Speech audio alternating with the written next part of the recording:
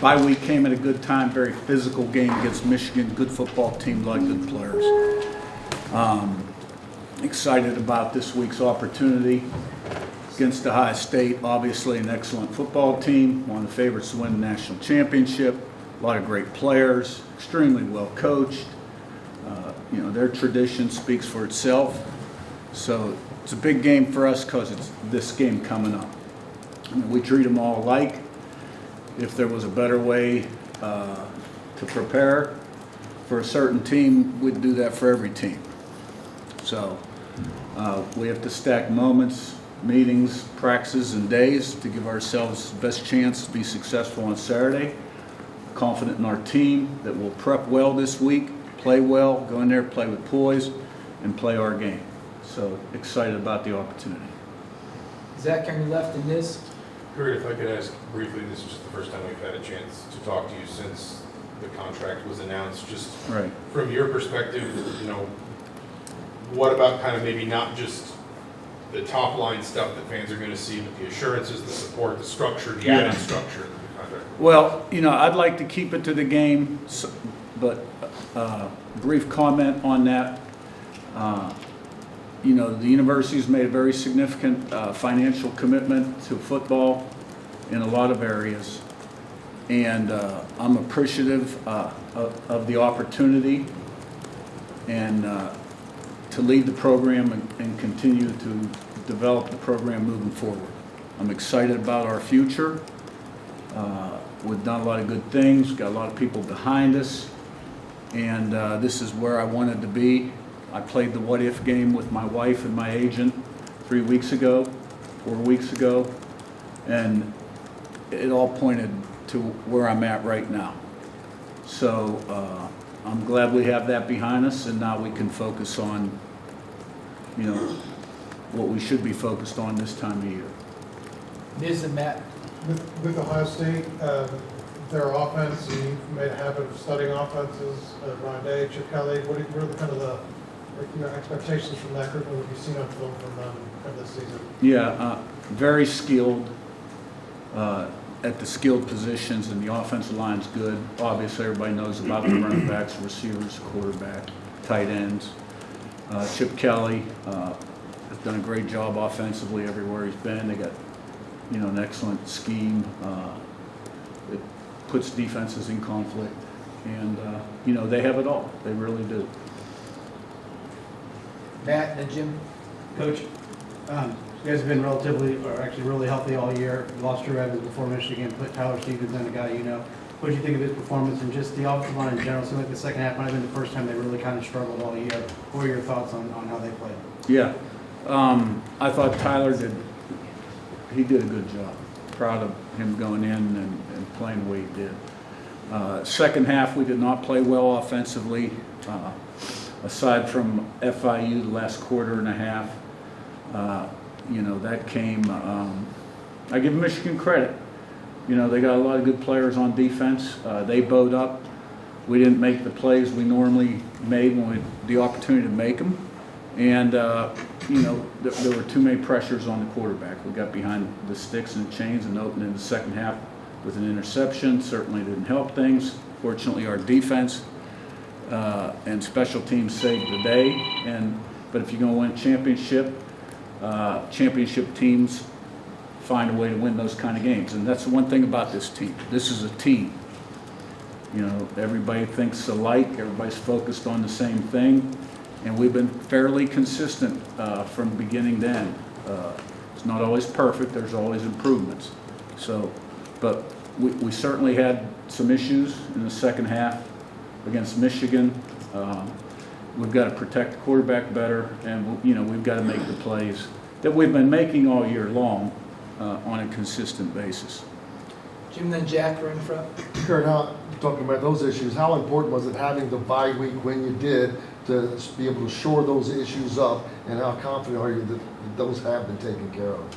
Yeah, to me, what happened in the second half was more of an execution thing. Sometimes you get the momentum and you ride the wave. And sometimes you're struggling, and you just continue to struggle. So I think the off week came at a great time because it was a physical football game. We played a number of games in a row, and it was good for everybody to catch a breather and get refreshed and recharged, and gave us a little extra time on the next opponent. Jack in front of him, Zach B. Yeah, knowing you were hired, you talked about self-imposed limitations, but as the season has gone on, have you seen kind of the ceiling for what's possible to achieve at Indiana kind of expand, like as the wins have piled up? Well, I mean, I think it's all out there. I think any P4 school with the proper commitment is capable of being successful and being ultimately successful. Because, really the difference between victory and defeat in most of these games is very slim, and it's all attainable. So we put ourselves in a position right now to be talked about quite a bit. That's nice. It doesn't help us prepare, it doesn't help us play any better. But, we've got some great opportunities ahead of us. And this is a team that's capable. And the only limitations on this football team would be those we put on ourselves between our ears. But this is a group of guys that do not think that way. And we're going to go in to this next game confident, believing, and we're going to go out there and we're going to play well. Zach B. on your right, then Daniel. Coach, over the course of your career, has there been anything that you've learned and can take into a big road environment like Saturday that you're going to pass along to your team? Well, I've been in a lot of those. I mean, I started this off at a young age. I was 23 full-time in Southwest Conference playing Texas A&M, out of conference LSU, been in those games. Last time I was in this particular stadium, I would have been NC State, triple overtime. We fell about 6 inches short at the goal line, and that was 2002, I think. 38-31, I believe. Had a good football team. They had a good football team. Philip Rivers had a big day, and we came storming back and had an opportunity to win, but didn't get it done.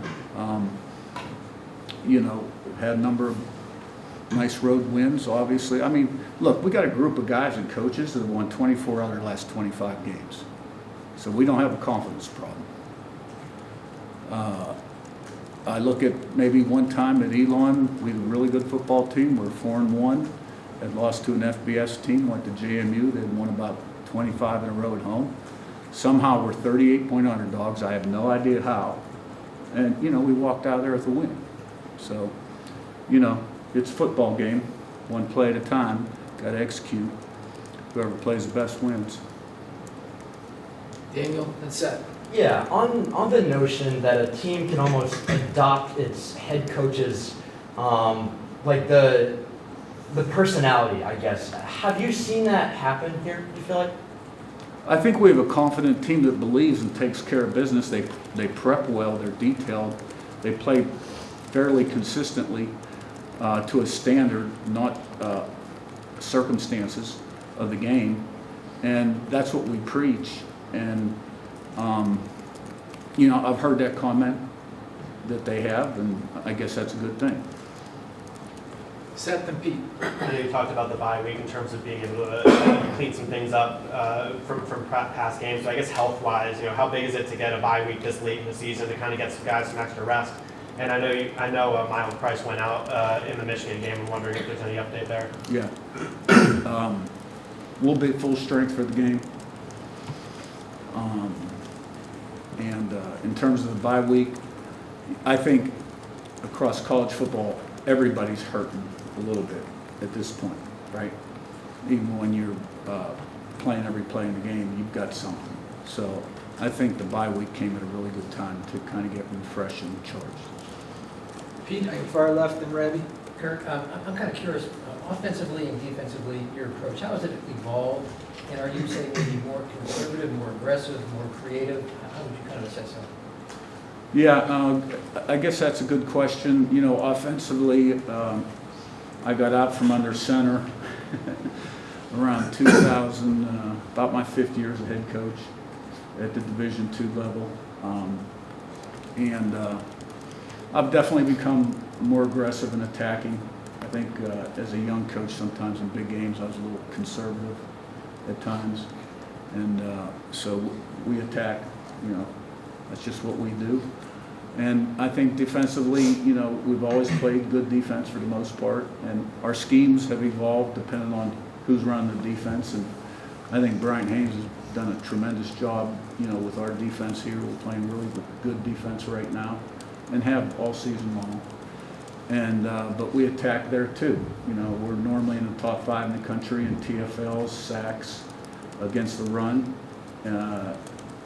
Our guys may line up a little differently play to play. We may have a few different looks than we did the year before, but we attack. Ravi on your left and Joe. Yeah, Coach, I wanted to ask about your offensive line. It's rated really well for most of the season, PFF and other people who do that. What is your thoughts on how well your line is played? What are the keys to them playing as well as they have so far? Yeah, I think those guys have really been very consistent all year long. And I think Coach Bostad, who's proven offensive line coach, he's an outstanding offensive line coach, has done a great job developing those guys. And for the most part, it was 5 guys playing pretty much every snap until Drew Evans went down and now Tyler Stevens in there. So those guys have played a lot of snaps. And they're all blue-collar guys, hard-working guys, smart, don't say much. Cade and Carter Smith probably talk the most. And, they give you a good day's work every day. Joe on your right and Matt. Coach, you mentioned how pretty much every team in the country is dealing with different dings and injuries. When it gets to this point in the season, what is the stress on the recovery outside of the facility to be fresh come game day? Well, it's important that you get your rest, you eat right, and especially in an off week, you got a chance to catch up a little bit. So it's critically important because it all works together, what you do inside the building and outside the building. Matt on your left and Niz.